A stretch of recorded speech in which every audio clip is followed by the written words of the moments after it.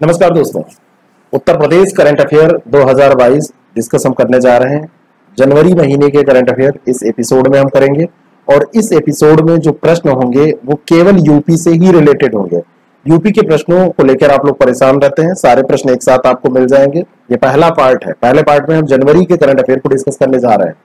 प्रधानमंत्री मोदी ने मेजर ध्यानचंद खेल विश्वविद्यालय की आधारशिला रखी। ये किस तिथि को इन्होंने रखी? आप सभी को पता है कि मेरठ में खेल विश्वविद्यालय बन रहा है। मेरठ का कौन सा स्थान अगर आपसे पूछ लिया जाए तो मेरठ में एक स्थान पड़ता है सरधना। सरधना कस्बे के दो गांव हैं, सलावा और कैली। तो सलावा और कैली गांवों को मिलाकर ये जमीन अधिग्रहित की गई है और वहां पर ही ये बनने जा रहा है 1080 खिलाड़ियों की क्षमता वाला ये स्टेडियम, जिसके अंतर्गत 540 मेल की और 540 फीमेल की सीट्स होगी प्रशिक्षण के लिए। 2 जनवरी 2022 को इसकी आधारशिला पीएम मोदी के द्वारा रखी गई है। मोस्ट इंपॉर्टेंट क्वेश्चन है, मेरठ का सरधना कस्बा, सुलावा और कैली गांव। सीसीईए का मतलब क्या होता है? आर्थिक कार्यों की मंत्रिमंडलीय जो समिति है उसने भारत के हरित ऊर्जा कॉरिडोर के दूसरे चरण के लिए 12,031 करोड़ रुपए को मंजूरी प्रदान की है। इतना बजट दिया गया है। इसमें उत्तर प्रदेश भी शामिल है। प्रश्न है कि उत्तर प्रदेश सहित कितने और राज्य शामिल है? तो यूपी के शामिल होने के साथ साथ 6 राज्य इसमें और हैं, यानी कि एक यूपी है और यूपी के साथ 6 और, तो टोटल 7 है। यूपी सहित पूछा जा रहा है। और ये जो 6 राज्य हैं इसमें गुजरात, हिमाचल प्रदेश, कर्नाटक, केरल, राजस्थान, तमिलनाडु है। गुजरात, हिमाचल प्रदेश, कर्नाटक, केरल, राजस्थान, तमिलनाडु। तो इसमें 20 गीगावाट ये जो सौर ऊर्जा परियोजना लगाई जाएगी, इसके तहत 20 गीगावाट अक्षय ऊर्जा की आपूर्ति की जाएगी। देश की पहली mobile honey processing van, honey का मतलब यहाँ पर शहद है, इसका शुभारंभ कहां पर किया गया है? ये जो इकाई है इसको 15 लाख रुपए में तैयार किया गया है और अगर 8 घंटे इसको चलाया जाएगा तो लगभग 300 केजी तक शहद ये उत्पादित कर सकती है। सिरोरा गांव गाजियाबाद में इसका उद्घाटन विनय कुमार सक्सेना, जो कि खादी और ग्रामोद्योग आयोग के अध्यक्ष हैं, उन्होंने किया है 7 जनवरी 2022 को। मोस्ट इंपॉर्टेंट क्वेश्चन, तीसरे राष्ट्रीय जल पुरस्कार में उत्तर प्रदेश को कौन सा स्थान प्राप्त हुआ? जल पुरस्कारों की जो घोषणा है वो हुई थी 2018 में। 2018 से ये पुरस्कार दिए जा रहे हैं। जल शक्ति मंत्रालय के द्वारा 57 पुरस्कार दिए गए 11 विभिन्न श्रेणियों में और इसमें प्रथम स्थान प्राप्त हुआ है उत्तर प्रदेश को। सर्वश्रेष्ठ राज्य श्रेणी में प्रथम स्थान उत्तर प्रदेश को, दूसरा स्थान इसमें राजस्थान को मिला है और तीसरा स्थान रहा है तमिलनाडु को। तो यूपी का रहा है फर्स्ट, ये ध्यान रखना है, मोस्ट इंपॉर्टेंट है। उत्तर प्रदेश ने नेपाल सीमा के पास 4 गांवों को राजस्व गांव घोषित किया। ये किस जिले में स्थित है? राजस्व गांव घोषित किया जाता है सरकार के द्वारा, गवर्नर के आर्डर से ये घोषित हो पाता है। यहाँ पर एक समुदाय रहता था, उसका नाम है वनटांगिया, और वनटांगिया समुदाय की जो कहानी है उसको आप जोड़ सकते हैं ब्रिटिश पीरियड से। ब्रिटिश पीरियड में वनों को लगाने के लिए म्यांमार से यहाँ पर कुछ मजदूरों को लाया गया था। वो वनटांगिया समुदाय से बिलोंग करते हैं और इनका बसाव पाया जाता है लखीमपुर खीरी। ध्यान रखिएगा, जिले में की बात यहाँ पर नहीं हो रही है। ये क्षेत्र तो वो पूरा है, लेकिन अभी जो घोषित किए गए ये हर जिले में मिलेंगे, लेकिन अभी जो घोषित किए गए हैं वो बहराइच।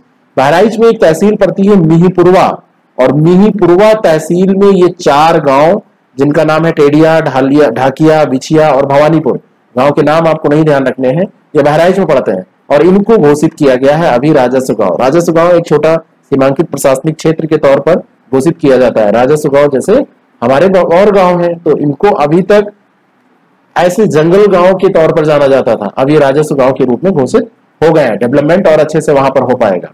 लाल बहादुर शास्त्री जी के संबंध में असत्य कथन आपको बताना है। इंपॉर्टेंट क्वेश्चन इसलिए है क्योंकि जो शास्त्री जी थे उत्तर प्रदेश में इनका जन्म हुआ था।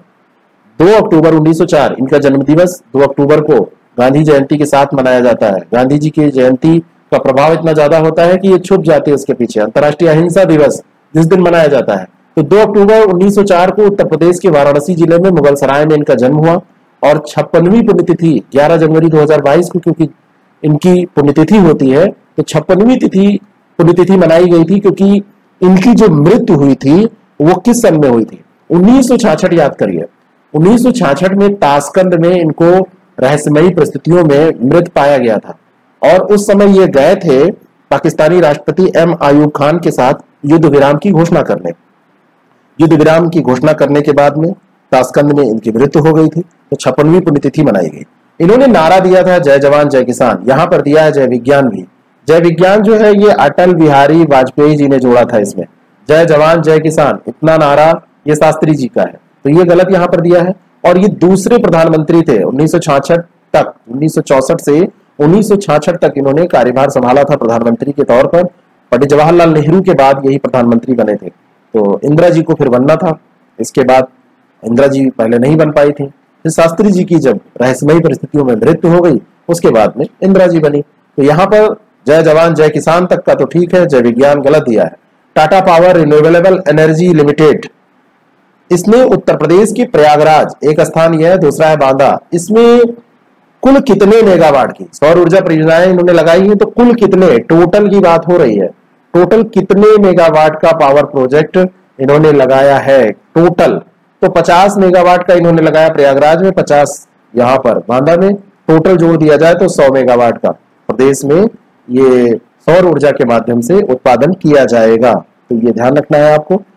2020 में आईपीएल में लखनऊ और अहमदाबाद दो नई टीमें हिस्सा ले रही हैं। अभी आईपीएल चल रहा है तो उसमें दो हिस्सा लेने वाली नई टीमें यही हैं। लखनऊ टीम का नाम क्या है? ये जो नाम है ये चुना गया था एक कैंपेन के माध्यम से, लोगों से नाम इनवाइट किए गए थे, उसमें पुरस्कार भी निश्चित किया गया था। तो लखनऊ सुपर जॉयंट इसका नाम रखा गया है और इसकी कमान दी गई है केएल राहुल को। किसको दी गई है? केएल राहुल को, और केएल राहुल इसको संभाल रहे हैं। अब देखिए फाइनल रिजल्ट में क्या होता है। अगला जो प्रश्न है, ओमिक्रॉन के लिए विकसित आरटीपीसीआर किट ओम का विकास किस संस्थान के द्वारा किया गया? ये ओम जो किट है ये 2 घंटे में परीक्षण परिणाम दे देगी। ओमिक्रॉन अगर किसी को है और इसमें परीक्षण किया जाएगा इससे तो ये परिणाम दे देगी। आरटीपीसीआर किट है और इसको विकसित किया है सीएसआईआर ने सीडीआरआई के वैज्ञानिकों के साथ, यानी केंद्रीय औषधि अनुसंधान संस्थान लखनऊ में जो स्थित है उसके वैज्ञानिकों के साथ मिलकर। निम्नलिखित में से किस शहर में भारत की पहली पैरा बैडमिंटन अकादमी स्थापित की गई है? Most important question. 2022 में ये जो काम हो रहा है ये बहुत बड़ा काम हो रहा है पैरा खेलों के क्षेत्र में। तो पैरा बैडमिंटन अकादमी जो है ये 2024 में जो पैरा ओलंपिक होने वाले हैं फ्रांस में, फ्रांस की जो पेरिस स्टेडियम है वहां पर अच्छी परफॉर्मेंस हो सके इसलिए 150 करोड़ रुपए की लागत से यहाँ पर लखनऊ में इसको स्थापित किया गया है। और बैडमिंटन सेंटर जो है इसको भारतीय पैरा बैडमिंटन टीम के मुख्य जो है वो राष्ट्रीय कोच गौरव खन्ना उनके हाथ में सौंपा गया है कि वो अच्छे से प्रशिक्षण दिलाएं। निम्नलिखित में से कौन सा कथन सही नहीं है? शिवांगी सिंह के बारे में गणतंत्र दिवस परेड 2022 में वायुसेना की झांकी का हिस्सा रही ऐसा कहा जा रहा है। 2022 में इन्होंने हिस्सा लिया है और झांकी का हिस्सा बनने वाली केवल पहली महिला फाइटर जेट है। केवल है और पहली है, यानी कि ऐसा कहा जा रहा है कि अभी तक और किसी महिला ने इसमें नहीं शामिल, कोई महिला सम्मिलित नहीं हुई थी, पार्टिसिपेट किसी ने नहीं किया था। और वो उत्तर प्रदेश के वाराणसी जिले की रहने वाली है, इसीलिए इंपॉर्टेंट है। और आईएफ की झांकी की थीम थी भारतीय वायुसेना भविष्य के लिए बदल रही है। बाकी बातें सही हैं, लेकिन आपको याद होगा इससे पहले एक नाम चर्चा में आया था भावना कंठ का। तो भावना कंठ जो है वो झांकी का हिस्सा बनने वाली पहली फाइटर जेट पायलट बनी थी महिलाओं के लिहाज से पहली। तो ये दूसरी है, बी ऑप्शन इसका गलत यहां पर दिया है, ये दूसरी है। पहली जो है भावना कंठ, लेकिन 2022 की परेड में किस महिला ने जो फाइटर जेट पायलट है किसने पार्टिसिपेट किया? तो ये हो जाएंगे आपकी भावना कंठ नहीं, शिवांगी सिंह। यहां पर हो जाएंगी शिवांगी सिंह। तो फर्स्ट हो जाएंगी भावना कंठ, लेकिन इस बार की कौन है या सेकंड कौन है? तो ये शिवांगी सिंह हो जाएगी। अगला प्रश्न है, वर्ष 2022 के लिए प्रधानमंत्री राष्ट्रीय बाल पुरस्कार प्रदान किए गए 29 बच्चों को, इसमें यूपी के कितने बच्चों को पुरस्कृत किया गया है? ये जो 29 बच्चे हैं इसमें 15 बॉयज हैं और 14 गर्ल्स हैं, लगभग बराबर इसमें पुरस्कार प्रदान किए गए हैं। और ये जो पुरस्कार है प्रधानमंत्री राष्ट्रीय बाल पुरस्कार के नाम से जाने जाते हैं और ये 6 श्रेणियों में दिए गए हैं अलग अलग। 1 लाख रुपए इसके अंतर्गत दिए जाते हैं, 1 लाख रुपए का पुरस्कार इसके अंतर्गत दिया जाता है। यूपी के 3 बच्चे इसमें शामिल हैं। उत्तर प्रदेश में निम्नलिखित रेलवे स्टेशन के पुराने और नए नामों को बताना है कौन सा इसमें सही है। मुगलसराय रेलवे स्टेशन का नाम पंडित दीनदयाल उपाध्याय रेलवे जंक्शन कर दिया गया। फैजाबाद रेलवे स्टेशन का नाम श्री राम रेलवे स्टेशन, और यहाँ पर दिया हुआ है झांसी रेलवे स्टेशन वीरांगना लक्ष्मीबाई रेलवे स्टेशन के नाम से जाना जाएगा। पहला तीसरा सही है, लेकिन फैजाबाद रेलवे स्टेशन को Ayodhya cantt railway station, Ayodhya cantt railway station के नाम से जाना जाएगा। दूसरा गलत है, पहला तीसरा सही हो जाएगा। तो ये यहां पर जो दिया है श्री राम रेलवे स्टेशन, ये गलत दिया हुआ है। तो ये हमारे कुछ महत्वपूर्ण प्रश्न जो हमने अभी कवर किए। इसके बाद में आगे के एपिसोड में और क्वेश्चन हम कवर करेंगे। ऐसे प्रश्नों को अगर आप प्रैक्टिस करना चाहते हैं, ऐसे प्रश्नों को अगर आप चाहते हैं कि परीक्षा के लिए तैयार करें, इसका पीडीएफ भी आपको चाहिए, तो 63072812 ये हमारा व्हाट्सएप नंबर और कॉलिंग नंबर है। इस पर हमारी टेस्ट सीरीज ज्वाइन करके इसका लाभ आप उठा सकते हैं। टेस्ट सीरीज प्रोग्राम से जुड़ना हो तो आप आईएएस प्रेप अकेडमी ऐप को भी डाउनलोड करके वहां से इसको सब्सक्राइब कर सकते हैं, आप उसका लाभ उठा सकते हैं। पीडीएफ भी आपको दिए जाते हैं, ऑनलाइन टेस्ट आपको अनलिमिटेड दिए जाते हैं। अगली श्रृंखला में हम और डिस्कशन करेंगे फरवरी महीने का, फिर मार्च, और पिछले सालों के जो इंपॉर्टेंट क्वेश्चन है उनको भी हम फिर से लेकर आएंगे। तैयार करते रहिए और इन वीडियोस को अगर आप पसंद करते हैं तो लोगों तक शेयर करिए। अगले वीडियोस के लिए इस चैनल को सब्सक्राइब करके बेल आइकन को जरूर प्रेस करिए, जिससे आपको सूचना मिल जाए।